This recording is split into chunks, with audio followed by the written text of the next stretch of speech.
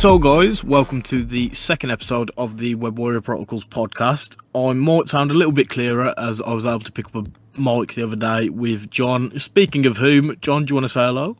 Hello everybody, nice to be back. And we also have another Jay joining us. It's not Jonah Jameson, but it is our very own Jonah. So how are you? I'm alright, thank you, Ed. Cheers for having me on. Yeah, it's more than a pleasure, although it's been difficult to schedule times with us, you working days, me working nights, and Jon working school teacher hours as well. But we've managed to get round to it in the end.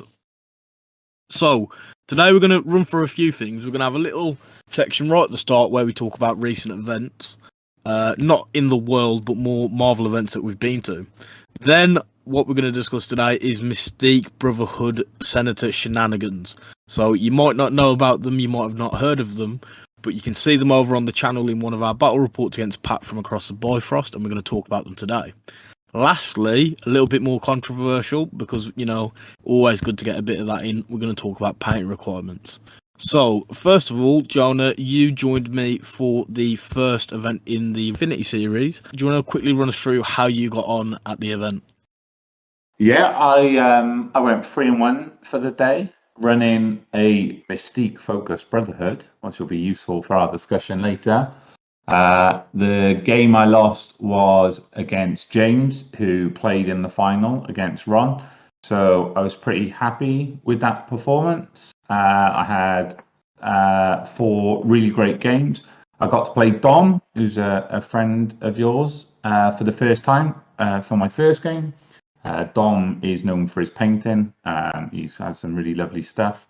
So that was a great game. First time playing him. Then I played, who did I play second? Laurie, who is one of Tony's. Yeah, one of the Element guys. Yeah, Wrecking Defenders. Then I had my loss against James, who tied with votes for Best Painted with Chloe, who eventually pipped him. But James's Criminal Syndicate, again, another of the Element lot, was just absolutely beautiful. So got to play that. And then I had a game against Chris Cadd, who is someone who I have played before. So 3 games against brand new opponents, 1 against someone I played before. Came away from the day 3-1, which I'm pretty happy with. Yeah, it seemed like you had a pretty good time, which is what I like to aim for, and that is the main thing. As you said, all the guys you played are really sound. Dom, he's known for his painting. I don't rate it personally, but that's another thing. Ooh. I just love to throw absolute shade at him wherever possible, so I've got to do it on the internet especially. James did, as you said, end up in the final, and I believe he played Rich. Oh, no, sorry, he played Ron in the Crim Syndicate off, which was definitely very interesting to see. There's definitely been a surge of people playing them now that we've got Ulik, as he's just horrid in that affiliation. But overall, Johnny, you got on really well, 3-1. You don't ever seem to put your stuff forward for Best Painted, but it's worth noting, not just to blow smoke, but it is pretty good. Cheers, mate. Yeah, I mean, I have put my stuff up for Best Painted before, but I didn't bother with the competition that was there on Saturday, basically. I'm pretty happy with my quality as a painter. I really enjoy painting, but I'm pragmatic enough to recognise that some of the quality there on Saturday was well beyond my own. That's fair enough. Talking of painting, we did have a tie on the painting votes, which is something new. So for those that don't know, at my events, what I like to do is get the players to vote. So I make sure to get 1 vote off of every single player. However, what we ended up with was a 10-10 draw between James, Andrews and Chloe. So what we did is we got Little Dan, who was impartially doesn't know either of them, just to come in and say what he thought, what his opinion was, and to give us a deciding vote. Big shout out to Chloe from Chloe Paints. She did get the deciding vote in the end, but I have to say James's roster was phenomenal. So we were able to sort him out a voucher. Just sort of for the fact that it was so close in the first place. I don't know if you saw it, Jonah. His MODOK is just bonkers. Yeah, man. I took a good look at that. I actually voted for James. It was incredibly close. As you said, Chloe is very talented. The overall look of hers with the resin basing that she does, which is just phenomenal, is really cool. But I felt just on painting, I felt James just picked although obviously that stuff is very subjective. But like you said, the non-metal metallic he did on his Modok was just insane. That's what really caught my eye as well. It's absolutely bonkers to look at. I'm pretty sure I took some photos and put them on my Facebook page just because of how good it did look. So it was really cool to see. Jon, sadly, you weren't able to join us for this event. No, I wasn't, unfortunately. I had a family birthday engagement. Yeah, there were plenty of people asking after yourself. Out of curiosity, Jon, what would you have brought along for the party if you did come? Would it have been X-Men? It would have been some variation on mutants. I think I was looking at going with Weapon X. I've played them a lot recently, as I've said. I've been enjoying them. It would have been their first legitimate competitive outing, so I was intrigued to see how they would have held up. For sure. Their leadership, I didn't realise until recently. It's really bad. Like, I'm not sure why they designed it the way they did, but it can only be used on Weapon X characters, so that narrows it down. And then on top of that, it's not the strongest ability in the world either. No, it's not a great leadership when you look at it. I mean, memory tokens to add dice is kind of cool, but the fact that it's limited to 3 and you only get them back when one of your characters dies is harsh enough. But then when you add in, you can only actually use it on anybody who is Weapon X affiliated. It's not a great leadership. I suppose if you go fully affiliated, you'll get some work out of it, but sadly, as you've said, it isn't great. Yeah, and that's the issue. The fact you can play tons of cool Weapon X related characters is probably the only reason I've gone for it, really. I knew Sabretooth, there's just something so nice about putting him on the tabletop. He's just a monster. He's just ultra violent and can be an absolute menace. Jonah, have you had any experience playing with Weapon X at all? I have played one game with them. So you guys will know my gaming husband, Chris. Perhaps some of the listeners use it. He decided he wanted to play a game with every leader and against every leader. So we had a load of kind of random themed mixes, and he took Sentinels against me using Weapon X. And I played into them a couple of times as well. So I played Tony at 2 quite recent events. So once in York and once at a Tritex event just before that. So I played into them a couple of times, and Sabretooth is in my Brotherhood roster, the new one, because he is baller. He certainly is. He should make most rosters if he's affiliated at this point. Yeah, for sure. He's an absolute menace. However, we're not here to talk about Sabretooth, despite how good he is pouncing around and throwing claws left, right, and centre. So, talking of other events, I managed to make my way over to Sanctuary on Sunday, which was a pretty good event. Jonah, we even stayed at yours, so a big shout out. Me and Quinn managed to crash with you so that we were able to go. Jon, however, you weren't even able to make Sanctuary. I don't think you ever have you? I haven't. Sanctuary is on, I don't want to say my bucket list because that makes it sound like I'm reaching towards the end, but Sanctuary is on my list of places to attend, but I've never managed to make anything there just yet. It's a really great venue, and it was a great event on Sunday. I managed to take 4-0 with the Webheads. We had a little bit of controversy in one of our games regarding time on a round, which we're not going to go into too much, but a long story short is moving forward, I think all event packs need to have some clarification on what happens when a round goes to time if it's a draw, just because it creates a feel-bad scenario. I'm not going to go into it too much, but I think all events moving forward should definitely look at doing that just so it's clarified and not something that's addressed on the spot. That seems like a fair response, I think. I don't think we've ever had it happen at our events, Jon. I'm not sure about you. Have you had many games ever in a tournament setting that have come to time and it's a draw? Me and the aforementioned Christopher Williams, we drew each other in, I want to say it was Spring into Marvel last year. It was. It was definitely an element event, and we went to Dice Down. Tony does Dice Down and draws. The Challenger document from AMG does say you just have draws. You finish a round once time is called, and if people are tied, then you just have a draw, which isn't ideal. You know, draws don't work particularly well, I know, in MTP. That's quite interesting. I hadn't realised that the Challenger pack had been updated to include that. I have to admit, I've just carried on using my own rules packs. So It's good to see AMG moving proactively to address it, and it's definitely what should probably be done moving forward, especially if it's what they're recommending. Moving on from that, Mystique Senator Shenanigans. So you managed to go 3-1 with them, Jonah. So it definitely shows that they've got some legs.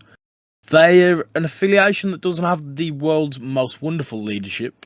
However, it's definitely very strong, and there are some specific synergies that work really well. Do you want to quickly just talk us through your roster from the weekend? Okay, so I had Magneto, Mystique, Hulk, Juggernaut, Lizard, Pyro, Quicksilver, Rhino, Sabertooth, Apex Predator, and Toad. So most of the Brotherhood characters, plus additions of Hulk, Lizard, and Rhino. Although Quicksilver, I think, is getting chopped, or maybe Pyro soon. So tactics, Asteroid M, Deception, Do You Know Who I Am, Indomitable, Magnetic Refraction, Mission Objective, Patch Up, Pyrotechnics, This Is a Robbery, and Exceptional Healing. So the strong character and Brotherhood specific cards, Indom and Patch Up as my restricted, and Exceptional Healing for when Lizard and Sabertooth come out together. I think card space is so challenging. I always want more than 5 of my cards, that I only ever take that if I've got the 2 of them on the board. It is challenging when you've got so many specific cards, 2 different characters in your roster, as at times it can feel hard to fit them all in. However, just briefly to touch on one of the ones in particular you've got, which is This Is a Robbery, or as it is better known, This Is a Rhino-berry. So, this tactics card and Rhino himself are absolutely everywhere, even outside of affiliations where he's affiliated. Do you feel he specifically is a good addition into Mystique Brotherhood? He is in the way, into Mystique Brotherhood, yeah, definitely. Because Mystique Brotherhood, or at least the way I've been playing Mystique Brotherhood, and I think most people play them, is just very focused on crises and scoring as quick as possible. Yep. And he allows you to do that. You generally get all your other mooks to pick stuff up, and then don't get Rhino to pick anything up first turn, so that he can rob someone, unless it's something like hammers, because obviously you get the refund from Mystique, but so many of the extracts now you can only hold 1 of. So if you're playing on one of those crises, you don't generally want Rhino to pick one up, so he can go and rob some fool. Yeah, for sure. 100% get where you're coming from with that, and with the different types of scenarios where you may or may not want to use something. John, you've used Rhino a little bit, I think? Yeah, I've used Rhino several times now. I think he does a lot of work on the tabletop. For somebody that I initially looked at the release of and went, he seems like he might be okay, I'm not convinced. Once you put him down and you start playing with him, you go, oh, actually, his kit is much better than at first glance. Going back to Jonah's roster, however, and the Mystique Senators, John, are there any other characters or tactics that really stand out to you that you wouldn't expect to see there? Hulk surprised me a little bit. Not because Hulk isn't good, but it just shocked me that we'd got both Hulk and Juggernaut in the roster. So we've got 2 big chunky boys who both hit hard, are both quite high threat, and kind of stick around for the same period of time. So any reason for those choices, John, out of interest? Mostly for the reasons that you list. I like to pick stuff up with my models and not get them killed and score out as quickly as possible. And they both just have fantastic control. So in my match against James in my game against James on the weekend, although I did ultimately end up losing it, I stopped his Rhino robbing me for several rounds, because firstly my Hulk threw him, and then I Do You Know Who I Am him, like right back into his own deployment zone, just to keep him away from stealing my extracts back. So they both made the tabletop at the same time? Yeah, quite regularly, actually. Nice, I like it. At 16 threat, I normally take them both, and at 20 threat, I normally take both of them along with Rhino. The pair of them together can definitely make for an absolutely brutal combo on the tabletop, as they're just very, very hard to deal with alone, yet alone teamed up. And as you said, Jonah, they are especially useful in the Senator Shenanigans. So, before we dive into that, do you want to quickly run us through your crisis cards? Yeah, so I'll do my secures first. I've got Cosmic Invasion and Riot Sparks as 2 D-shaped secures. along with superpowered scoundrels form Sinister Syndicate. And my extracts are Hammers, Paranoia Pummels Populace, and Mutant Extremists target US senators. That is the big one that we will be talking about. However, do you want to roughly run us through why you've taken the other missions around that? I know the Superpower Scoundrels is super powerful, as you can go very wide, and you've got the ability to put out a token just to hold on to one of them anyway. Yeah, so same thinking with the D shapes is it's very easy to just drop a token on your back D and then run out to the sides. All of my crises are designed to try and score quickly and end the game as quick as possible, because although I have a Hulk who absolutely can deal some damage, I don't really have lots of attacking prowess when I run the Mystique list. So I need to try and score out quickly. I need to switch into mags if I want to do some damage, which I do depending on the crises. The extracts are all fairly high scoring as well. So there's obviously 4 hammers, there's 4 paranoias, but with the bonus point as well, you can quite often score 3 or 4 a round from it. And senators is extremely high scoring and pretty effective if you get priority with this list and get hammers and get senators. Sorry. Yeah, definitely. So you can see why you've taken those missions. Senators is the big one to discuss, though. And do you want to briefly try and explain? In fact, before we do that, John, do you want to summarise what you think the Senator Shenanigans are? Because I don't think you've actually played against them. I've not played against the Senator Shenanigans, no. However, having looked at lists that appear to be good at Senator Shenanigans and knowing there are now 6 shenanigans out there, and they are all very closely put together, somebody on a big base, so I'm looking at somebody like Juggernaut or Hulk, is probably going to make his way out there, grab a couple of senators from probably the far side, and then can just sit in the middle and kind of like lark around and prevent access to the other ones for your rest of your team to pick up, would be my hesitant guess. So, Jonah, do you want to tell us whether John is right in what he's saying? Or rather, do you want to explain what the absolute shenanigans actually are? Yeah, so you're half right, John. So I'll take that. Yeah, generally, so senators is 19 threat. So quite often you'll be playing at 19 or maybe 20, depending how the crises fall in your favor. So yeah, you absolutely run to the other side with your big boys and steal your opponents. You can only take one at a time with senators. Yep. But under Mystique's leadership, you get a refund on your power, which means both Hulk and Jugs end up with 3 power after they've picked something up. And no, they don't sit in the table being big and brave. They run away with them by either gamma leaping or doing juggernauts. Nothing stops the juggernaut and pushing back onto your back secures. Amazing. So they've gone, they've grabbed, and then they're right back where they started, scoring more points. Pretty much, yeah. That's the one, John. And it's pretty brutal. As I've said, you can check out a game with me and Pat from Across the Bifrost for a perfect example of how this happens. I don't think I'd been beaten like that in a long time, so it was definitely a senator shock to the system with shenanigans, if you can get your tongue around that. Yeah, it's got another layer, which is, of course, your leader is Mystique. So if your opponent doesn't have a way to safely grab a senator and get away, if they risk going to the middle, you just lure them in and beat them up and take the senator that they've gratefully delivered to you. And I think this is possibly the biggest way to kick them while they're down. So, John, imagine this. You're in a scenario where you've lost 2 of your own senators because you've just not had chance. The Brotherhood player had priority. They took the first one with Hulk. You took one of your own, and then they came and took the other with Juggernaut. So now all you can do really to try and claw it back is take one of theirs, taking a leaf out of their book. However, should you dare to step into their board edge, Mystique is going to deception you in, and you'll probably end up losing that one as well.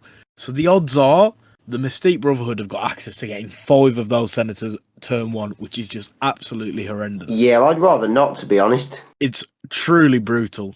I was very lucky in my game with Pat that the sacrificial lamb I sent forward was Miles, and he made it through to the next round, but that was about it for him after that. And you can just imagine some of the less tanky characters that aren't prepared for that. Being abducted by Mystique is not fun. It's definitely a very strong play, but it makes you feel a little bit powerless at the time. Yeah, I don't fancy facing that if I can help it. Senators is a 19 threat mission, Jonah. So let's assume that you get Senators as your mission to play, and you get the 19 threat. What would your roster specifically be looking like for that? I think I already have a rough idea, but do you want to just run us through? Yeah, it's Mystique, Code, Juggernaut as your Brotherhood core, Hulk as your 6th threat, and then a 3 threat of your choice to season to taste, which would almost certainly be Lizard for me, because if your opponent is really scared of committing, Lizard can go and steal the 3rd of theirs, and he's a pretty tanky boy at holding it. For sure. I was just about to say that only thing could make it worse would be to take the 3rd one as well, and Lizard can quite comfortably do that. However, I think it's worth noting that a very interchangeable piece there in that 3 threat slot is Pyro, as he's affiliated. Yeah, Quicksilver as well. I think I really like Toad and Quicksilver under Mystique's leadership, because getting the power refund means their runaway abilities are online that bit earlier. Yeah, they've just got to take 1 pip of damage, which is really huge, especially on Toad, to be able to slippery away, as it just makes it even worse because Toad can come and get one of your Senators, although he's not massively safe. He's for quite far back, and it just makes it all the more difficult to deal with. Absolutely. Jonah, are there any plays or plans? You probably don't want to give away these secrets, but is there anything you could say for an opponent in a situation against the Mystique Senator Shenanigans, what they could try to do to sort of counter it? So I think there's a few things. I think you're seeing more lists now that are getting their own safe ways of stealing. So things like Beta Raid Bill with eyes on the prize, for example. If you've got tanky characters, you can just steal the Brotherhood players' ones. Normally, you'll steal with Jugs first, so you've got Hulk as the big threat. Once Jugs and Hulk have got your Senators, the list doesn't really have much damage. It's got Mystique, it's got Toad, and it's got, Lizard or Pyro or Quicksilver, or maybe another 3 threat, depending on what the Brotherhood player has got. But the likelihood is they aren't too much of an offensive threat. So that could allow you to go over and steal the opponents. For sure. So maybe sometimes you do have to wade out into the grim dark of the Senators and steal some back yourself.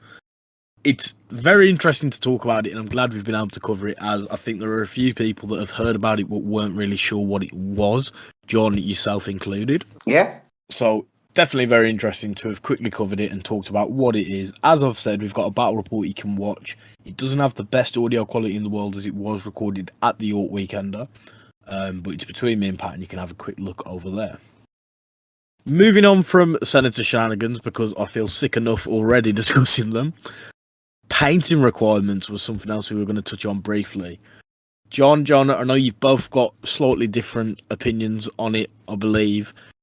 I've got a very weird opinion on it, but the reason I wanted to talk about this is because recently, sort of the overall perception and opinion of paint requirements changed. Previously, Jon, I'm not sure if you remember, or Johnny, you might not have been coming to them back then. I asked the community of players that were coming to my events whether they preferred painted or non-painted in terms of for the event, and the vast majority said painted. However, more recently, there's been a bit of a turnaround. It turns out people would prefer no painting requirements for events. Jon, do you want to run us through your thoughts on painting requirements first? Yeah. I don't necessarily have a preference in terms of whether I think they should or they shouldn't be a thing. I have a personal preference in terms of I always think it is nicer to play and it is more immersive to play a game where both rosters are painted. The terrain is looking good. It feels more like a game. It immerses me more in the universe that we're supposed to be playing in. I think it's really nice. I think if there is a cost to me going and playing an event, I'd prefer to see mainly painted rosters because I'm paying to play games, whereas I could play another night for free and I wouldn't mind playing whatever somebody bought. But if it wasn't there, I don't think it would make any difference to my attendance. I don't think it would necessarily upset the day.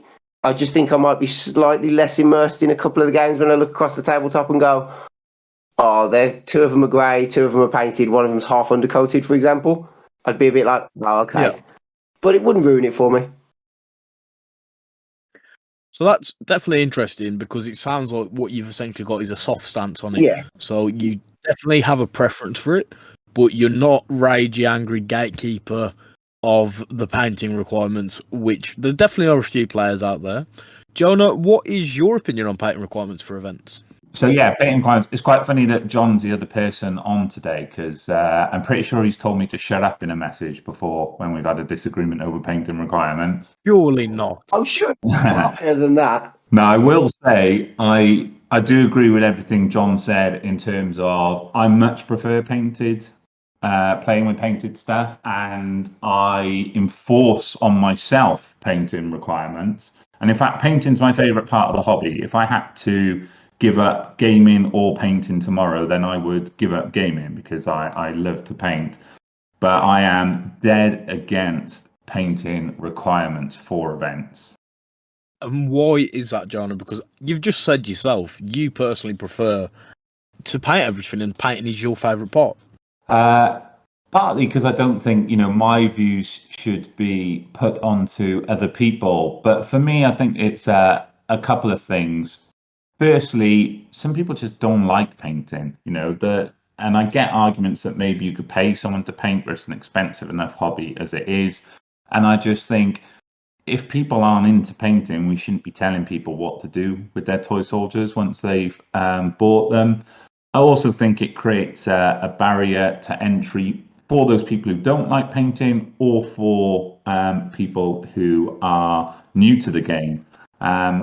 And I think perhaps this is maybe a bit unique about MCP, but I'm a long-time wargamer. I've been playing war games for years, more years than Aaron has been alive. But I think we've got a huge number of first-time hobbyists play MCP, people who've never played war games before, who are like, oh my God, that's Spider-Man, or that's the X-Men, or whatever it is, who have picked up the game and have never been into gaming before, so have never really had to approach painting. Yeah, it's definitely interesting as you've been in the game for such a long time. One of the things I want to know is, of course, that this isn't just a topic that is really limited to MCP. Painting requirements, I'm sure anyone who's ever been to any event has heard the debate regarding them.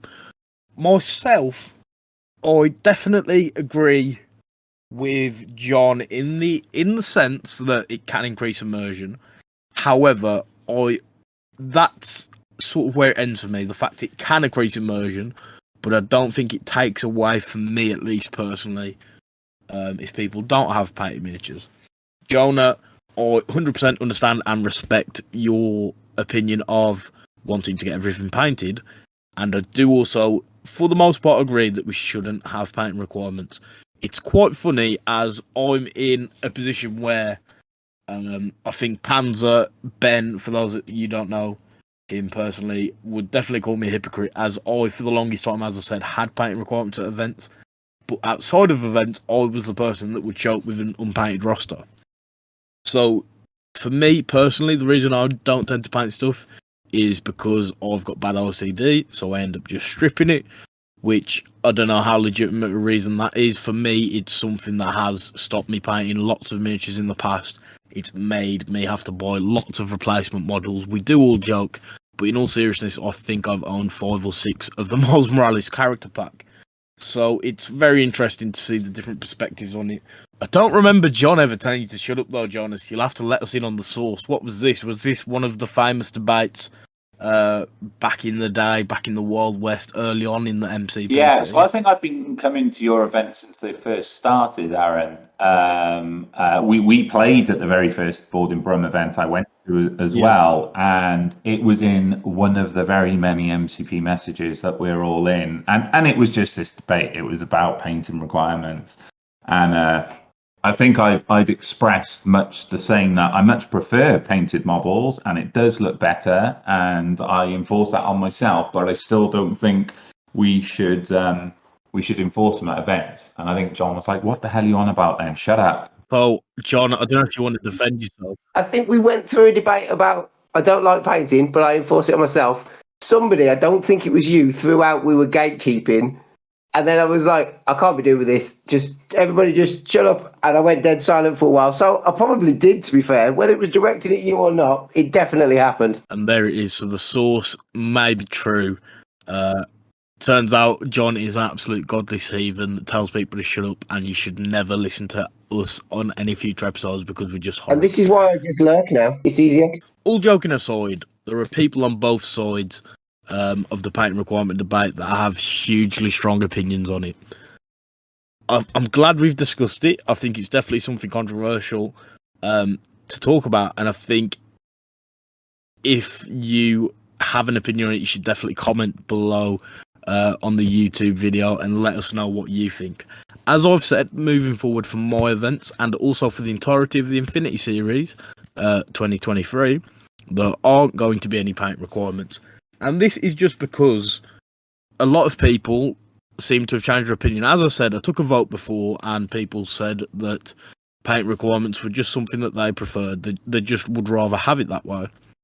But with a more recent shift, and I don't know whether it is down to newer players or just the fact people are struggling to keep up with the release schedule, but a more recent shift has seen less people want painting requirements, so I've been more than happy to accommodate that. One thing I think is a really good way to incentivise painting is to have rewards for painting. So at the Infinity Series, for example, and at Sanctuary, we did prizes for painting.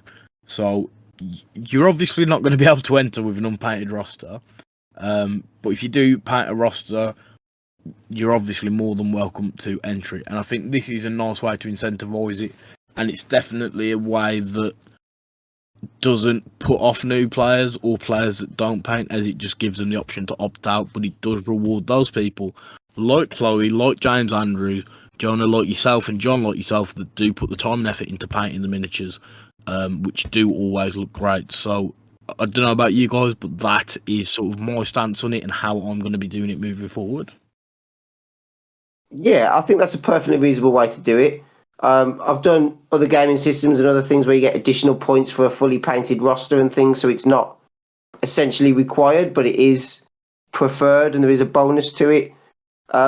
Yeah, fully painted rosters is always nice. I put a lot of personal effort into painting mine. I'm never beating somebody like Chloe, I'm going to be 100% honest, but it's always good to have it done and have it there. Jonah, would you agree that this is probably moving forward the best way to approach it and sort of incentivise painting without saying no, you can't come if you don't paint? Yeah, absolutely. Best painted awards are always good. They're an award that I've won a few times in Guild Ball and always felt amazing about. Always wanted to win that more than actually winning my games. I haven't won one in MCP because I think it's just attracted so many good hobbyists. Like some of the stuff that you see out there, like the weekend that we were talking about, things that you see on the Discords are just out of this world, some of them. Some of them are insane. But there's a couple of ways as well that I think. So one thing that I've seen at events before is that I know you run quite a wide variety of prizes for all different things. I've seen events that use a raffle. So each round will have a weird spot prize, so maybe the first person to daze someone in MCP, or the first person to damage their own character, and that gets you a raffle ticket. And if you win a game, you get a raffle ticket, and you give someone a raffle ticket each round if they're using a fully painted roster. So again, it's not a core requirement, but it's incentivized.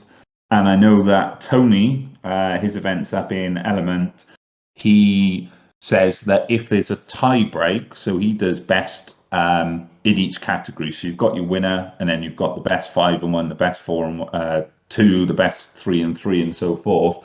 If there's a tie there, the person who's got the painted roster wins that tie. So I do think that is a little bit more controversial. Not to call out Tony in any way, but in that specific environment, on one hand, you've got what you mentioned, a raffle scenario, which sounds great. It definitely incentivizes it, and it doesn't take away from those that don't paint. However, having the tie break come down to who has a painted roster sort of feels a little bit counterproductive to allowing people to not play with them, as it could have a direct impact on their gameplay. I doubt it would ever get to the point where strength of schedule, margin of victory can't differentiate between who's winning and who's losing. But I do feel in that situation, John, as well in the situation where you mentioned about getting extra points for painting, you sort of been a little bit counterproductive to the idea of not requiring the paint. Yeah, I can see that argument entirely. I think it has a valid point. Although I do get why it would incentivise the more competitive players or the people that care more about where they're placing the event to get their rosters painted. So definitely lots of different ways to incentivise it, lots of different approaches to it. We've heard yourself, Jonah, saying Element does it this way, it will affect tie breaks. We've heard a really cool idea, actually, which you mentioned, which is the raffles. I hadn't heard that before, but that might be something I'll try myself. It's definitely a good way to incentivise it. John, you've mentioned that some events give extra points. And then for myself, the one I want to try mainly, and what I have been doing, is just having a Best Painted award. And obviously, you can only enter that with a painted roster. So, really cool to see that there are lots of different approaches to it in the community. I think it's easing up a little as time goes by. As I hate to use the word gatekeeper. We're not that controversial here, but it feels like in the past it was a lot more strict in wargaming to only have painted models, whereas nowadays we're seeing 3D prints, we're seeing alternate sculpts, we're seeing crazy conversions, and we're seeing people not care as much about the painting, which overall for the hobby, I personally think is good. So that just about covers everything we were going to talk about today. It's not been the longest episode in the world, but I like to keep them short and sweet. Jon, I also know that you are probably absolutely shattered right now, so I just want to give a big thank you to yourself for joining us. Jon, thank you for joining us as well as always. Just quickly, Jonah, where could people find you if they wanted to talk to you about your Mystique Brotherhood roster? So Discord's probably the best bet. I'm just Jonah on various Discords. So obviously I'm on your one now. I'm on the Savage Lands, which is Rich Mid's one. I'm on the TTS one. So yeah, you'll find me on all of them. Shoot me a message. It's probably the best way to contact me.